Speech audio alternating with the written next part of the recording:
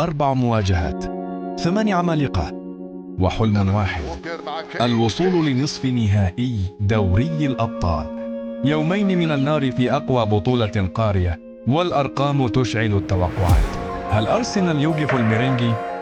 هل هاري كين يقود البايرن للرد على الإنتر؟ وهل برشلونة يعود بهيبته الأوروبية أمام دورتموند وعثمان ديمبلي؟ هل يكمل مشوار الحلم أمام مفاجأة البطولة أستون فيلا؟ كل هذا وأكثر في تحليل شامل وقوي، بالأرقام، بالتكتيك، وبالتوقعات. خلونا نبدأ. مباريات الثلاثاء 8 أبريل. أرسنال يواجه ريال مدريد، مواجهة بين أكثر الفرق توازنا هذا الموسم. أرسنال تلقى فقط 6 أهداف وسجل 14 هدفا في آخر 6 مباريات في جميع البطولات، ويعد من أقوى الدفاعات في البطولة.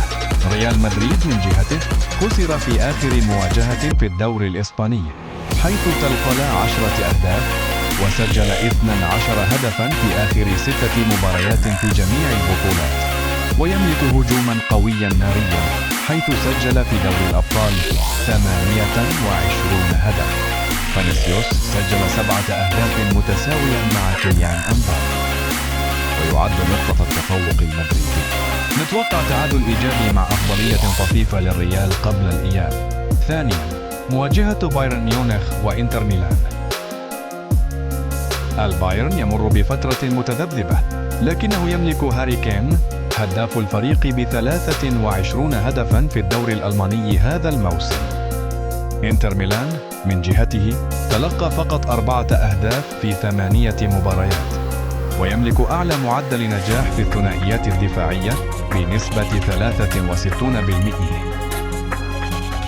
لوتارو سجل 11 هدفا، ويعد أخطر لاعب في التحول السريع. توقعاتنا تعادل سلبي أو فوز ضيق قمة الأربعاء بين برشلونة وبوروسيا دورتموند. برشلونة سجل في كل مبارياته الأوروبية هذا الموسم، ويملك متوسط استحواذ بلغ 61% في البطولة. النجم الشاب لامين يامال يقدم أداء ملفتا ويفاجئ الجميع، ويعد عنصر المفاجأة في الهجوم.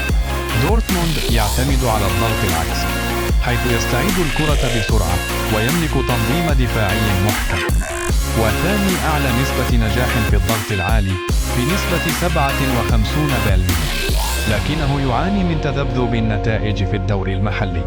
نتوقع فوز برشلونة على ملعبه. مباراة باريس سان جيرمان وأستون فيلا. باريس سان جيرمان قبل أيام توج بلقب الدوري الفرنسي للمرة الرابعة على التوالي. يبرز في الفريق تألق عثمان ديمبلي في مركز المهاجم الوهمي، مسجلا 23 هدفا في الدوري.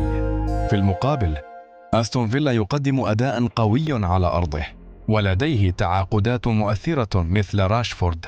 بالمقابل، هو يعاني من تذبذب خارج الأرض. ختاما، الأرقام لا تكذب، لكن الملعب دائما له الكلمة الأخيرة.